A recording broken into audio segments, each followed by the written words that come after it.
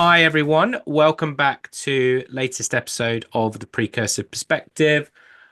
Still a grey day in London. It's half term week. As I was saying, I'm delighted to be joined by my guest Molly Gapp from Planet DDS. How you doing, Molly? All good? I am doing fantastic. Great to be here, Jonathan. Good, good. Yeah, we were just saying before we started recording that it's half term week here, so the children have had 3 days in sports camp and now they are mainlining some cartoons, with the screens as close to their face as possible, which is healthy, I think, in some way, shape, or form, maybe. But anyway, Molly, if you give us a little bit of a bit about your background, give us a bit of an introduction to yourself, scope of your role, etc. Yeah, absolutely. My name is Molly Gapp. I am the VP of Professional Services at Planet DDS. Planet DDS is the leading award-winning provider of dental practice management software, so a complete platform for dentists, orthodontists, and specialty services to do patient intake, treatment planning, patient acquisition, kind of the whole shebang. So it's my first foray into dentistry. I've been with them for about 6 months. It's been a lot of fun to learn and serve this industry that's rapidly evolving. Yeah, Prior yeah, to I'd say. that, but I've spent 30 years in implementation. So from my very first forays into adult work, outside of, I think, some coffee slinging at the Mall of America and Right. retail gigs, like my first real job has always been in implementation and really bridging the technology and the people and adoption issues. So I really kind of grown up in this industry and enjoyed all the roles that came with it, from support to trainers to project managers to consultants. So it's been a really fun journey. I spent about 10 years at Workforce Software, which was a really fantastic opportunity for me, delivering services, growing and building out managed services, building out advanced support services. So I did a lot of learning there with some really great, talented people and some of the Yeah, largest organizations in the world. yeah. Good team, good team. Love Dalen Alvarez, by the way, who was. She's how we got introduced. Yeah. Yeah. Hey, Dalen, if she's listening, I'll have to tag her on this now. She's wonderful. Yeah, I mean, we met, I mean, I think we met probably maybe 4 or 5 years ago, right? At Yeah, it was one of the TSIA, perhaps. TSIA conferences. Yeah, probably. So I think I was excited to get you on because I think even if you think about that period of time, right, in your career, my vantage point is that things have evolved very rapidly in that period of time, Big right? changes. It's yeah, right. So I don't know, maybe services like is like dog years, like 1 year is like equivalent to 7 years. But That what explains what's my hair. yeah, what's your take on how you've seen services evolve in recent times?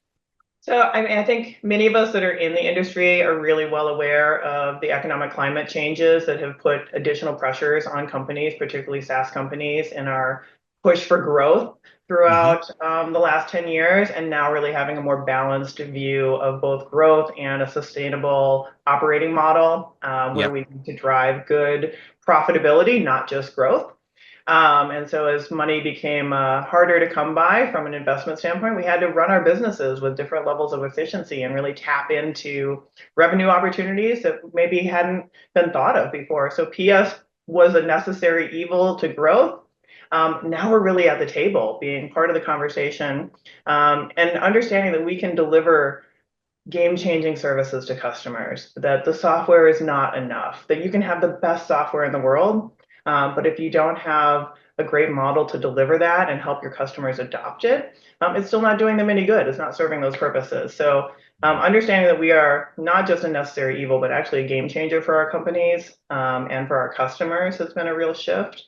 And just the need to have a profitable, healthy services business. It doesn't mean that we need to be at, high margin business, but we need to contribute to the bottom line and cover our costs. And so that means that we have to be very value oriented in what we're delivering and be able to articulate that and help sell it. And so not relying so much on our sales team to be the sole sellers, but really to be partners in that has been, I think, part of the big shift. And then COVID changed everything during Mm. this whole phase as well, whether it's Yep. remote work, whether it's focus Yep. on your customers' efficiencies. Been a lot of rapid changes, as you noted. Yeah, no, I agree. I mean, I think remote delivery and remote working is actually probably underappreciated in services, right? In terms of like, are people able to kind of work productively in an organized fashion? even down to things like time management and diary management, which no one coaches actually, even Great though point. it's just time-based organization. So, um, the a word I'll pick out there, I think, is like healthy, right? Because I think there is a lot of different philosophical arguments going around about kind of the role of services, right? Because increasingly what I see is that definitely services organizations, even in earlier stage SaaS businesses, need to make a profit. And that's quite different to 2 years ago, where you could lose money and no one give a shit. But fundamentally, if you think about the business model of SaaS, do you want your customer's dollar going against anything other than product? And there's some people that have some very strong thoughts about that. But I think you nailed it, which is you have to have this balanced view where, yes, they're going to be spending money on product, but it's frankly, no, so few products are just you're gonna switch it on and it's gonna do everything that your client needs it to do in the Mhm. context of how they work. And I think that's something that we're going to talk about today, because you want to have a repeatable way of doing things. And what has been driving in this kind of more productized world, right? What do you think is driving that standard? What have you seen driving the standardization piece? Yeah, and I think you noted such an important part of this puzzle of understanding the value of services, just coming back to that for a second, that we're all used to our phones and these apps that just download and work with a click of a button, and consumer products have to work that way in general. But enterprise products are handling complex capabilities across integrated teams in different locations that have different ways of working and styles and needs. So the complexity just is not going to go away. And I think that is where standardization also comes into play. While all of our customers are unique, that's why they have a unique business, and that's what we want to embrace and cherish and help them grow. They also don't want to spend time figuring out all the minutia. And I think one of the big shifts that I've seen in most of the companies that I've worked at is really understanding that even though your product can do everything, and there's all the challenges around you know added capabilities that no one ever uses, and this kind of Right. growth of product capability that isn't back to the core. um, Standardizing your approach and simplifying the decision making is really crucial. Mm. Whether you're doing a subscription service or an implementation service or a support service, um, we ask our customers to go whiteboard their processes and open up all sorts of cans of worms to make every decision on every button and every widget. And really, they just need a nice happy path and then figure out what those outliers are. Yep. And so to make it easier to adopt, easier to implement, we have to ask fewer questions, and we have to know what the important questions are and really drive our customers to making those early, because we can often do the tweaks and the other things down the road. And I find that we try to boil the ocean too often, try to solve every problem up front, and we really need to be laser focused on why they procured the software in the first place, how are we accomplishing that, and then focusing on all the best practices that we've learned as a company to guide them through that journey. And so they want to be scalable, they want to grow, and we need to help them grow. And they're not going to grow themselves if we enable them to create really complicated, unnecessary processes within any product. And so keeping it simple is going to help them grow, which is going to help us grow. And I think that's part of this understanding that growth mindset in an organization is really essential to keeping it as simple as you can and dive into the Yep. weeds where you have to. But most businesses are still at its core doing very simple things, and they're often Yep. doing them in complex ways. And can we Yep. keep those complex ways out of the system and the financials, which is where we need real precision, so that they can do that in their interactions with their customers or in however they're servicing. Mm. I think it's why, as you were talking, it was just making me think of a conversation I had with someone else the other week on a podcast, and they were talking about they've got TAMs in their business who've been there with working with a customer 15, 20 years, and they know the customer's business better than they do. And as you were talking, it kind of that came into my mind, but it also is like the importance of like your team's tenure, both in like the go-to-market organization and the services organization, because to do what you just described, to keep it simple, you have to have high levels of customer acumen, high levels of domain expertise, high levels of product acumen. Um, because it's not, I'm trying to coach at the moment. It's like, it's not what can your product do, it's what can your product do in the context of the customer's business and Mhm. in that particular moment. So, like, they're not necessarily going to use all of the features in phase one because they may be sunsetting 5 different systems. And you know what? They want to sunset 3, keep 2 running because otherwise everyone's going to throw the toys out the pram and the world's going to end. Um, and it's that, and that's why it's so difficult. That's which is not easy. It's Well, just we that. really have to understand their needs and strategic goals. And I think we often find ourselves kind of rushing to implement because the customer is anxious to solve their problems. We're anxious to get our products in. Everybody is kind of rushing to that like execution phase, but it's really about those early conversations and the planning so that Mhm. you can execute cleanly and you're not running into those issues, 3 months, 6 months down the line, or you're Yep. losing sight of the whole purpose, which is easy to do as you add more constituents to the program and people who weren't part of the buying cycle are now part of Yep. the implementation cycle. So there's kind of those normal challenges of services at all times. But what is the real need? What are you trying to solve? And like just staying laser focused on that. Yeah. So we've come from a world like where there was probably a lot more let's say in terms of services go to market, there was a lot more kind of custom, custom things being done, Mhm. custom services. I mean, I think when I think back, like that was a real thing, was like, oh, we're going to customize this for you. And then there's Now been we a need a real menu, yeah, yeah, a short yeah. menu. Yeah, and now it's very much the opposite. It's like ideally we want to have we're going to give you these are your options. Here's the menu, right? And therefore there's been this packaging initiatives. Now you've had a lot of experience in this area. Kind of as you kind of take a step back and reflect on that, what have been some of your learnings in how to package services successfully? Well, I love that you talked about how customization was really a thing, right? And we all talked about how you could customize or configure, and all the words got bound around, and like that's all still part of our capabilities.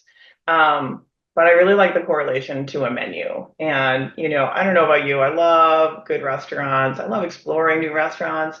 And when I go to a restaurant that has like a 6-page menu, I'm not expecting a good meal. Correct. And if I went into most restaurants, unless it's, an incredible chef who we probably know about, I would not go to them and say, customize a meal for me. Like, I'm not expecting a good meal out of that. So I really want to know what they do well and what they recommend for their dishes. And then I know I'm probably going to get an outstanding meal.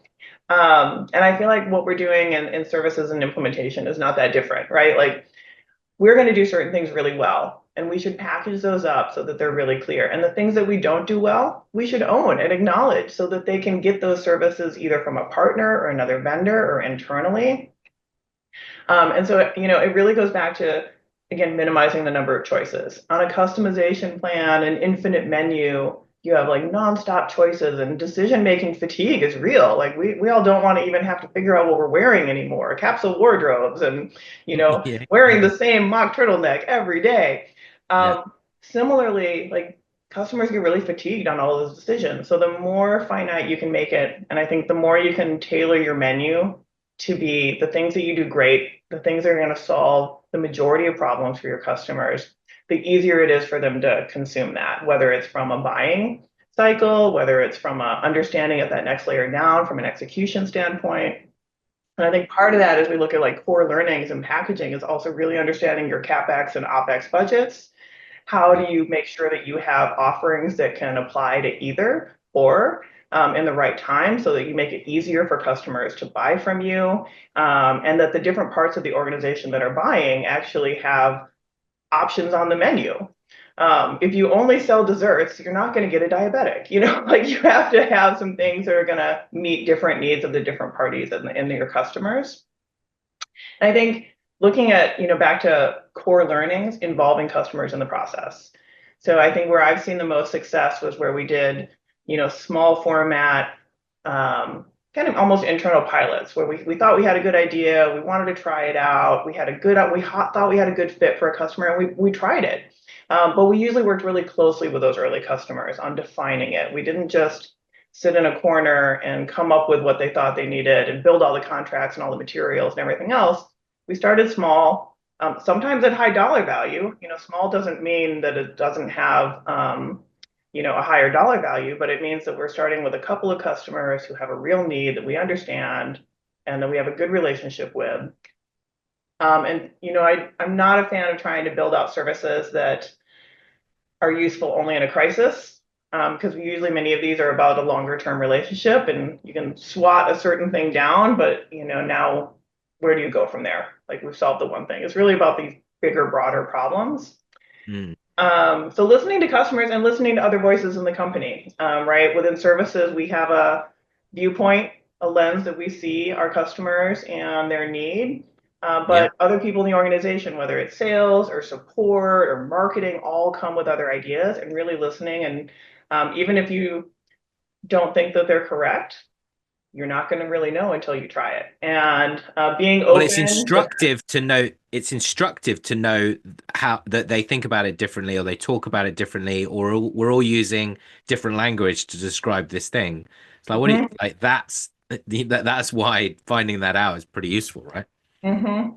Yeah. And I think the other is like abandoning things that don't work well, or resurrecting things that didn't work 2 years ago. As you noted, everything's changing. So just because something didn't work, and sometimes different people have come on board, somebody wants to try something, and somebody in the room is like, oh, we tried that 3 years ago and it didn't work. Well, it didn't work then, but the world has changed. Our company's different. Our customers are different. Like, just because we tried something in the past and it didn't work well doesn't mean that the need isn't there now, or that we have different skills to offer and a different viewpoint to bring to the table. Mm. Yeah. No, I love it. There's loads of thanks for prepping, Molly. I always say that to people. I knew this was going to be a good show. Like This was a good show. I put the chair down. I'm like, okay, all right, here we go, here we go. Someone's mentioned capsule wardrobes. Like they know I love fashion. That's gonna. I mean, I think so. A couple of comments there on like some really good insights. I think one is the capex and the opex thing is really really good. I think there's a lot of people who are. We're going to go on and talk a little bit about subscriptions, right? They're trying to package, create whatever you're going to call it in your business. Managed services, subscription services, on-demand services, really clever name for consumption-based services, whatever it is. What people don't necessarily do as a part of that design process in the market research bit is go and talk to the clients about how they buy and procure those types of services, right? Because I've seen, for example, procurement organizations going, well, what is this line item trying to negotiate like a day rate on a subscription? And this vendor worked out, well, actually, if we hadn't called it that silly, clever name, if we'd have just called it a support service, we'd have got it through super quick, right? It would have been, oh, like, Great fine, that's example. great, Yeah. right? Or, if you're selling into managed services organizations, if you're selling into enterprise organizations, my kids, then Bring the cartoons then on. they you're not here. That's fine. They have experience selling themselves managed services, right? And they're like, oh Mhm. yeah, I know what that is. Yep, I get it. It's gonna be kind of this, and so I think that capex opex point really interesting.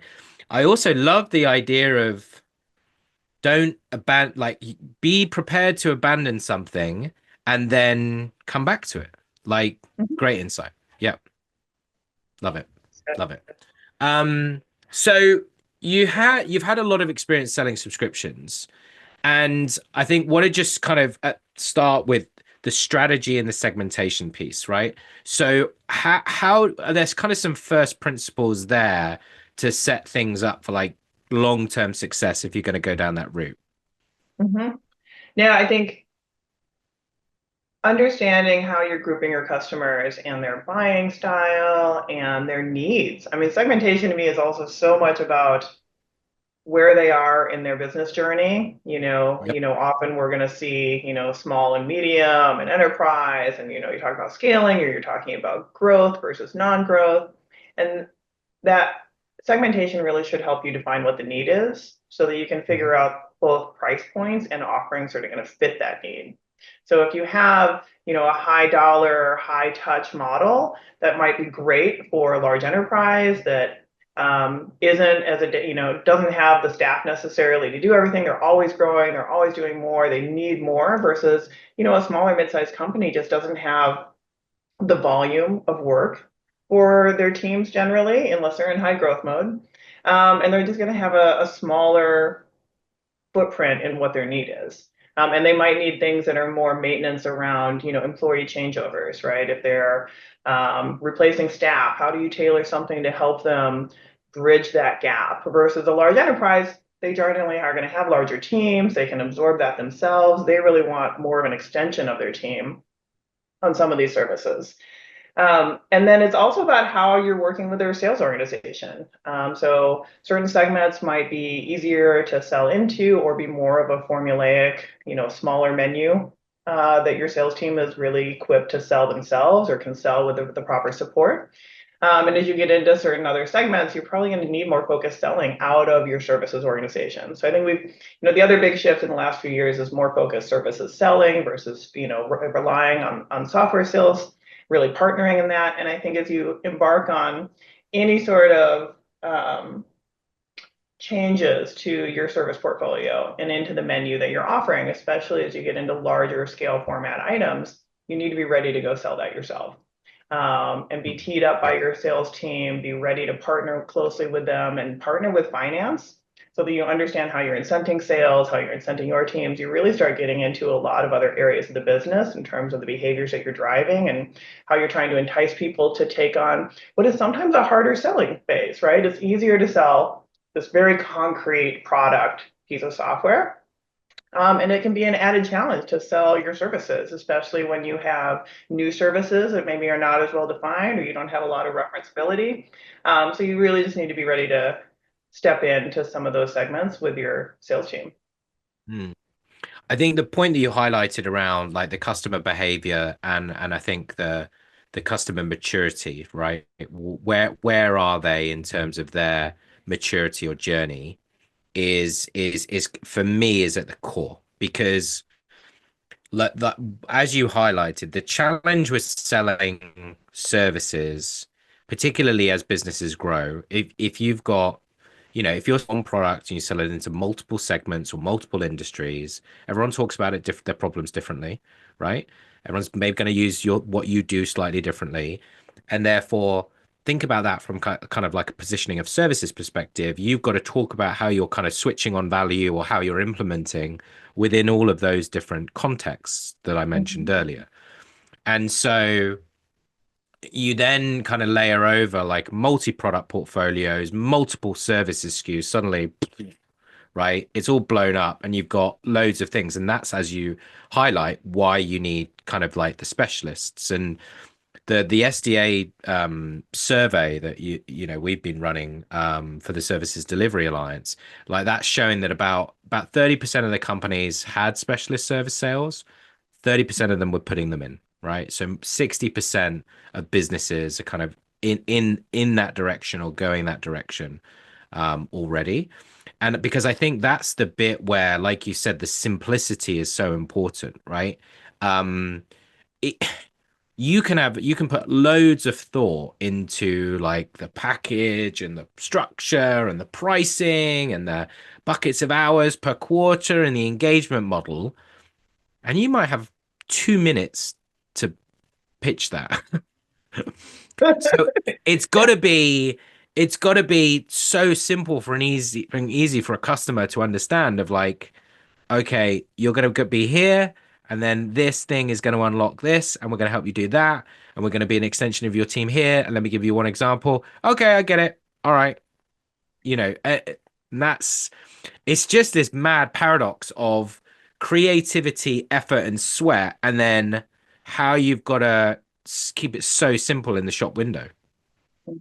And helping, so much of it is helping your sales organization see that moment Yeah. and grab it in that second, or and know how to like tee up that conversation to be a bigger conversation in the future. But so often our, sales is of course focused Yep. on the product sale and what the needs are at this moment. And the only way you start unlocking some of these services is to talk about, okay, once you're live, how does it work? How is your team going to do this? How you really start talking about the customer's execution phase. And that is not something most sales organizations spend a lot of time focused on. And so they don't have the talk tracks and the, well, here's how other customers have done it necessarily, because usually they're moving on to the next sale. And so I think that's also where some more experience Yep. comes into play, but real partnership in understanding those moments and striking while the iron's hot and like opening the door to a bigger conversation around how we can service this customer. Yeah. Okay, cool. Well, you talked about specialist selling. So in terms of like additional like challenges that people will face in terms of org design and methodology and execution around subscriptions, kind of what are some of the landmines to think about there? So I think scalability and knowledge retention is really important. I've had really good success in like small teams and pods because you can, as you grow, you can kind of pull some people out to start a new pod. You can kind of grow your capabilities really organically. Okay. Um, the so many of the services, especially in subscription service models, are about the long-term relationship, and so you really need to be hiring a little bit of a different mindset from a traditional implementation skill that you might see in consulting and project management. And it doesn't mean that there aren't plenty of people that can switch back and forth and do both. But you have to have people that understand for any longer term services engagement, the relationship is key. This is about renewals and future and long term partnerships versus so many implementations where you get to the end, you're done, and then you move on. And many people that are in the implementation world love that aspect, right? The sense of accomplishment, you're done, you move on. Versus many of these services, particularly in the subscription model, are more of a long-term operation. They're a little bit of a hybrid between services and support. And so hiring the people that can do both and really understand that the customer relationship is at its core. And I think it's at its core in all services delivery, but especially Mm, when you're talking about multi-year engagements or services. mhm. The other thing that I think has been really impactful is really focusing on how you can leverage onshore and offshore and nearshore. And some of that is so that you can serve those different segments, so that you can hit price points that your customers might be find more palatable, and so that they actually have a choice. If they have regulatory restrictions or they just prefer onshore, then they can have that, but it is going to come at a higher price. And then the offshore teams can really help supplement that and give you some ability to come down in price and to service smaller, mid-sized markets, or to give better pricing to your larger customers as well. But you also Yep. have to have a whole model around how you communicate with those teams, how you work in a follow the sun, or kind of how you're trading asynchronous work back and forth. So you need some expertise in managing and dealing with those offshore teams so that they really become a part of the service, Mm, and they're not kind of on an island somewhere else, not aware of all the things that are happening. I think when I see teams running the most smoothly, it's when the communication is really transparent. Everybody understands the mission. We're all in it together, and it doesn't matter where you are or who you are or what your role is. It's really about a good team and having good yeah. leaders that can build that team. Yep. Yep. No, I like it. There's a lot of useful things in there. I think the pod-based approach, I haven't heard that a lot, I have to say. But I do like the idea of like because it's as much about the kind of the capability of the team, and then like you say, you recycle them out to do something else. And you're, I've you're seen, expecting them to get to know this customer, like to have more knowledge of the customer than yep, maybe a support analyst would have, or yep, a consultant coming in for a single engagement. And so that yep, understanding and knowing the customer, especially I think in subscription services, is a real selling point in that yep, customers get to build a rapport, we get to know each other, and we really understand how to work with them. And that is where the tailoring comes in, right? Like keep the services the same, but like each customer is different and what their team looks like, what their skill set is, where their journey is, and how do we meet them where they are. yep, yeah. And it's funny because sometimes you can struggle to get that access depending on how you brand that team, right? Like the branding Mhm. of the team and how you position it with the That's a client great point. is really important because I've seen that in my business. One of those teams where there's an individual in it, and we constantly go around about what their title should be because it was customer success, but they're not that because that's more got this relationship management, shaking hands and kissing babies type vibe. And then what we noticed was when they get access and they do the things that they're really good at, and others will have found this, and suddenly they're like, oh yeah, no, suddenly this exec is willing to give you 30 minutes of their diary every other week because they want to talk to you. Like, this person's valuable. But it's weird, like getting in the door, getting the team in the door in a way and positioning that credibility early. You also talked about, I think, the different onshore offshore models and the price points. What are some other things in terms of like the pricing and packaging that you've learned? Onshore offshore definitely gives you that flexibility from a cost standpoint, but what are some other areas of learnings for you? Um, Again, like the making the buying cycle as easy as possible. And Yep. so if you can have clearly defined services where you have a really clear-cut scope, obviously that's going to be more straightforward for everybody. But Hmm. I think in many subscription services, what you're really doing is supplementing the customer's capabilities, where you have some customers that have either more skilled or bigger or just other teams involved, other partners involved that are being able to deliver, whether it's ongoing configuration, customizations, rolling out new locations, whatever it is, doing enhancements. And so for those customers where you can make it really clear cut, it's easy. For others, they just need people on call, on hand, right? I need, supplemental staffing, but I need it in a subscription model so that I can OpEx it. I can have a really clear cut recurring payment so I can budget for it every year and I know Yep. exactly what it's going to cost. And so there's no variability. And those I think have been really successful in a managed services context, but they're harder to sell because you're really looking at either, it's ours, but it's not ours. It's use it or lose it. And we played with like, what if we did a point system? What if we, came up with these t-shirt sizing? But it's really hard to manage that. It's almost overcomplicating the reality, Yep. which is you're looking to supplement the staff and have an added team. And so, FTE models that you can easily translate to core, to hours is generally easiest for people to understand. But then you get a lot of procurement pressure on that because they're just like, well, this is the hourly rate you're costing me, and here's this, even though you're adding a whole service around it. And so making sure that you're not just putting bodies on it. It's not just a bucket of hours. What is the service you're Yep. providing? What are you doing from reporting, from ongoing relationship management, from um, you know, SLAs and OLAs? And maybe it's not, sometimes those are not as clearly defined, because you don't know what the work is, but you can figure out how long is it going to take you to scope it? How close are you to the estimates that you provided to a customer? And so I think there's ways to reassure the customer that you are able to execute in a model that they can track and feel that they're getting the value that they're paying for. But it also requires some of that creativity and negotiation as you go, because some customers are going to be more tolerant of a looser system, which is probably easier to manage long term, and some are going to want more structured, strict rules.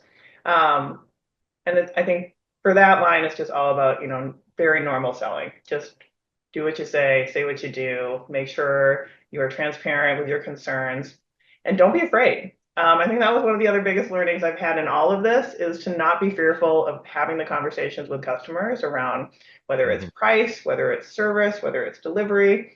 And for some reason, because there might be conflict, or people don't like to talk about money, people get scared to talk about the things that are really there on the table. And I think as you pull more services people in that aren't as used to those conversations, that's like a learning and experience that people build and a muscle that they don't always have. Yep. In negotiating dollars and services and throwing ideas out there and being willing to let the customer throw their ideas out there and really explore them together.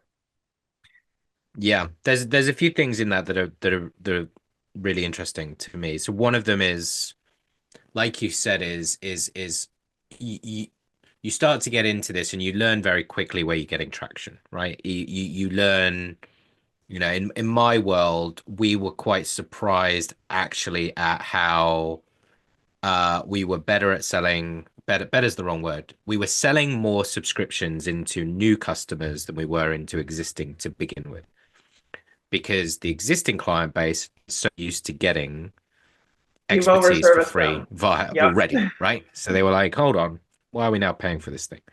Um, so there was kind of that sort of just that emotional moment. I think there's And you a also few, have to, like, you got to pull back a little sometimes on the yeah, over-servicing, which the teams yeah, rail against. It's uncomfortable. There's going to be some yeah, escalations, but like you also have to take care of the bigger picture long term and go through that pain together, even though it's not a fun yeah, phase. yeah. Oh, 100%. It's like B as one of my work network says, it's like you got to be a little bit more Yoda and less Superman, right? Because I'm stealing yeah, that. Yeah. yeah, it's good, isn't it? Hey, David, he's listening.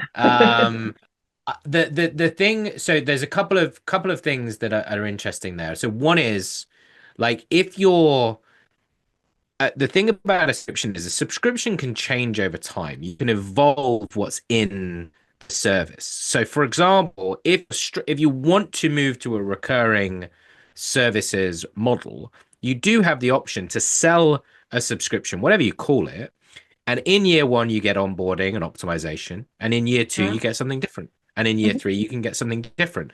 Because at the back end, your org structure needs to be set up to do that. Like you said, you're going to have different skills for that ongoing versus the initial. So you need to be able to kind of switch those out. So there's definitely the baton passing, like Mhm. the relay team.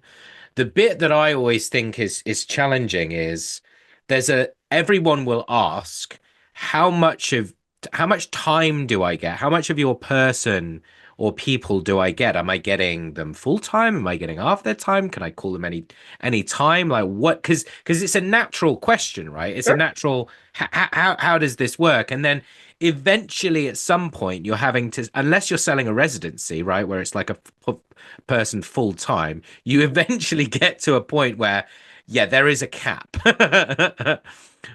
Yes. And it's 100%. and it's whether that's shown or not shown in a way, right? I Mhm. don't know. I don't know what the right answer is.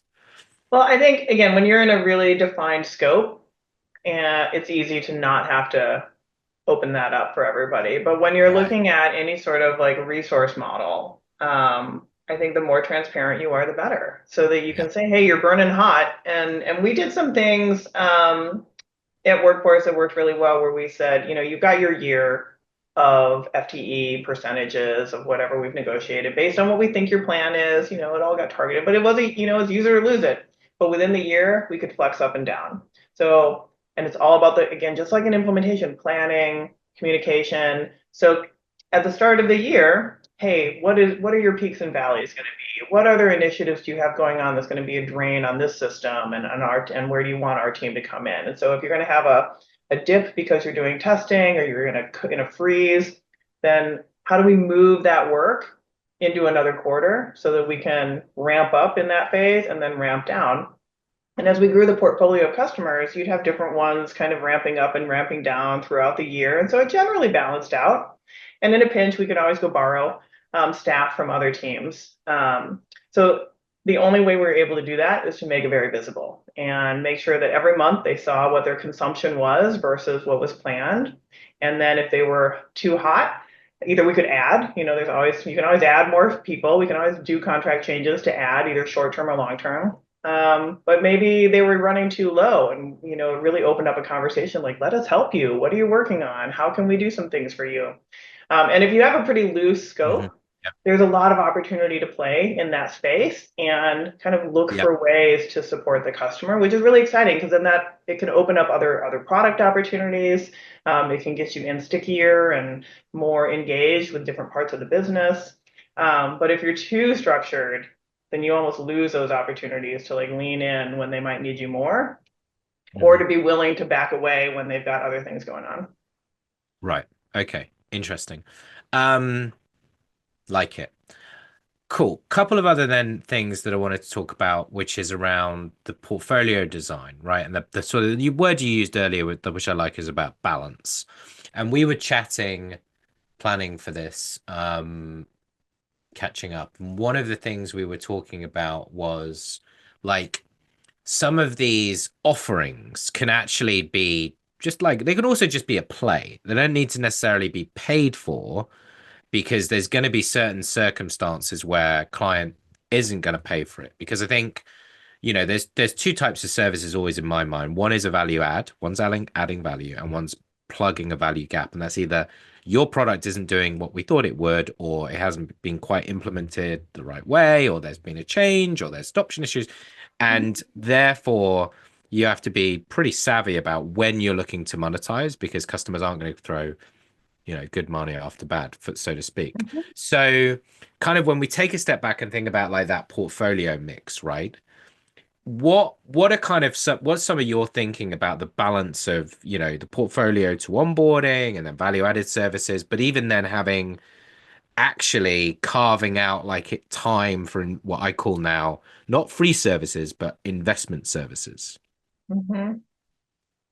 Yeah, I think that's a really important part of this whole conversation because it's really easy to give things away too. And so you want to be very careful in how easy you make that and understanding, do you really need to do that? Is that really the need, or is there enough value there to justify it? I mean, obviously, if you're recovering from your own sins.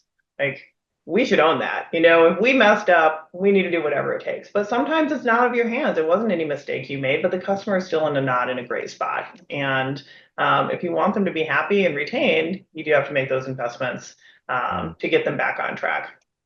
So I think this is, I think, where partnership with finance really comes into play in understanding what the objectives are for professional services from, a growth and a margin standpoint. And as you're building out the portfolio, really having different goals and targets clearly defined for the different services.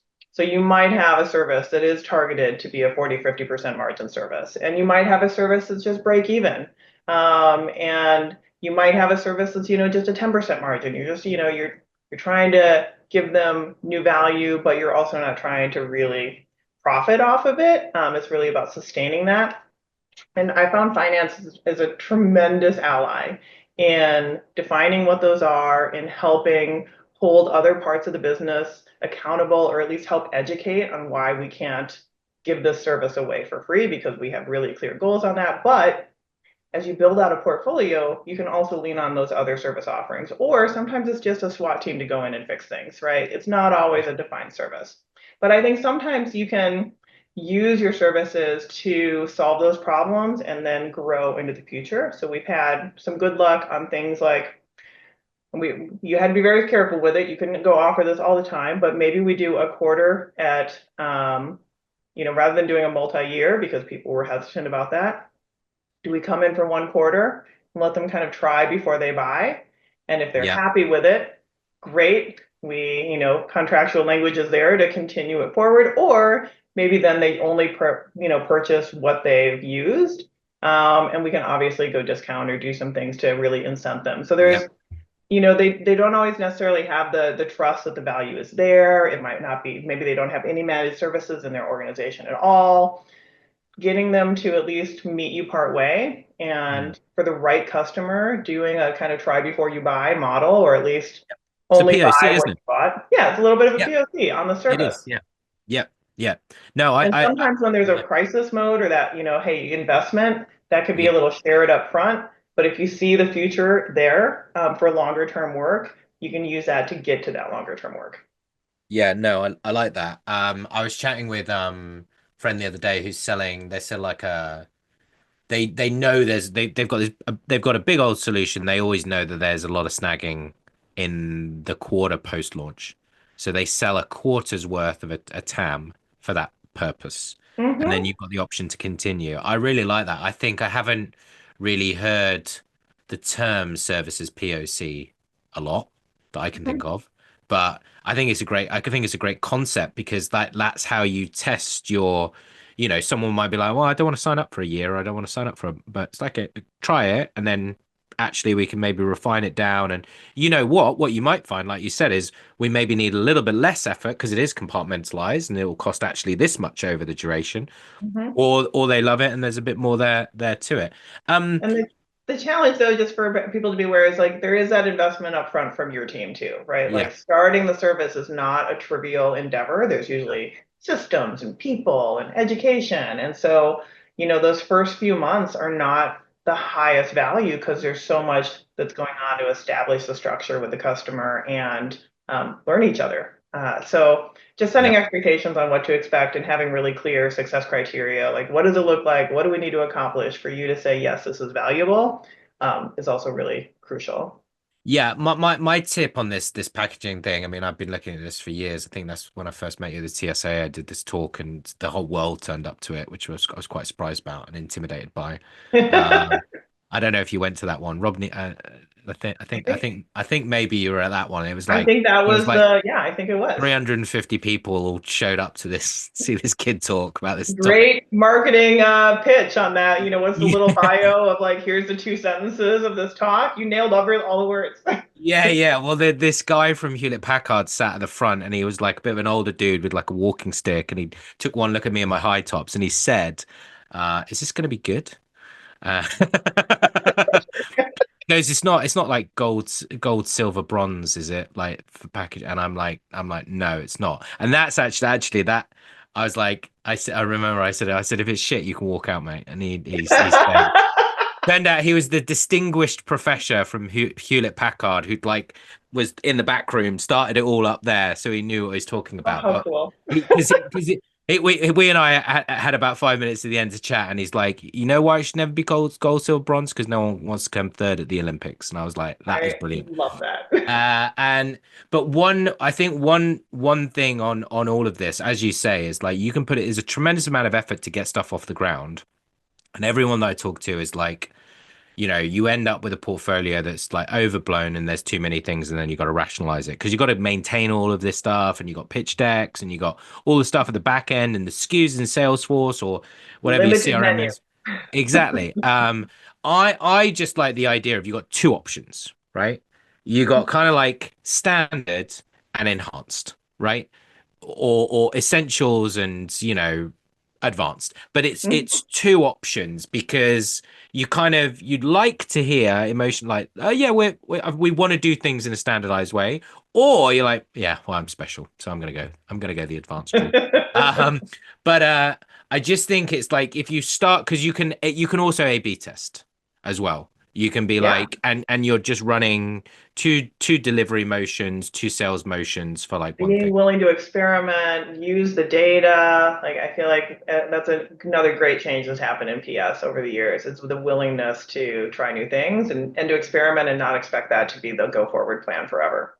And what have you got wrong then? Finally, final question then. So what have you over the years, what's gone wrong with this monetization? Oh, we had talked about this, and it's so interesting. Like, there's so many lessons. We could do a whole show just on lessons learned Yeah, in this yeah. area and mistakes This made. show was that. And I think there are some really easy things that we missed early on when we were implementing managed services for the first time. And one of them Okay. was so basic, and it was making sure you have auto renewal language in your contracts. Yeah. And so, really simple thing, pretty standard in the software space. We didn't do it on the service. And so then, of course, we had to go renegotiate every single one of those. And so that was a really important learning on just simplifying and easing the relationship and can make the buying process easier. Um, Trying to do too many things. I talked a little bit about the bucket of hours and how we really had to move to this use it or lose it to like force the conversation and force both parties to come to the table and find the value. It's all there. It's all about finding it together. Yeah. But we had a model prior to us launching our managed services program that was like a bucket of hours, and you got it with support or you got it as a special buy-on. It was like discounted upfront, buy it. What a nightmare that was to administer. And those things sat on our books for years. Yeah, yeah. Years, because you have sold a service you have not delivered yet, and you have no constraints around it ending. Yep. And so those were areas where then, customers didn't get all the value. We were doing all this administration. My finance team was yelling at us all the time, like, why is this still here? I'm like, the customer doesn't have anything going on yet. Liability, isn't it? Yep. Yep. Cutting corners at the start of an engagement. So I think sometimes people, again, just like an implementation, rush. They just want to get rushed. They want to get started. Mm. And sometimes in order to appease a customer or just solve the need, you cut down on setup activities or, rush the start. Um, and it always took time to recover from that. And so you can do it, but you need to be really careful about it because you pay for it eventually. So everything that you compress or cut out up front, you wind up having to do again later. And sometimes you're now having to do rework because you've cut out planning and set up activities that are going to smooth the journey down the road. Mhm. Okay. Wonderful show. Thank you ever so much for coming on. I mean, I think there's a few key takeaways, right? So one is, I think what comes through with your experience with people with a lot of experience, the war wounds, but also like the kind of the more of the, I would say, the innovative mindset is the clarity of language, right? You've got a very holistic view of like how do we create a healthy and sustainable business, right? And you've got to have a very balanced approach about kind of what the trade-offs are there. I think another thing that you highlight is like I love the idea of like the capsule wardrobe, right? Of like you want to keep that shop window really simple and easy to pick something off, try it on, right? And as you highlighted, you can do a POC and then carry on with it. You've then got, I think the kind of the maturity model, right? The make sure you think about your customer segmentation, not just in terms of enterprise, mid-market, whatever it is, but like what is their maturity? What type of transformation are they going on, which is going to come back to your services portfolio? And then I think the pod-based approach, and really kind of actually for me, how you can use your kind of global resource pool and then onshore, nearshore, etc., as like a mechanism of like competitive advantage and negotiation, which was super interesting as well. So thank you very much indeed for joining. Did you enjoy it? It was my pleasure. Super fun. So much more to talk about. I love how much now I'm thinking about some of these things again, too. It's inspiring. Good stuff. Well, I got little people here who's come to say hello. Hey, Joe. So I'm going to head off. No teeth pulling out on this episode, Molly, but maybe I'm in sad. Maybe next time. the... All right. Thanks ever so much. Thank you.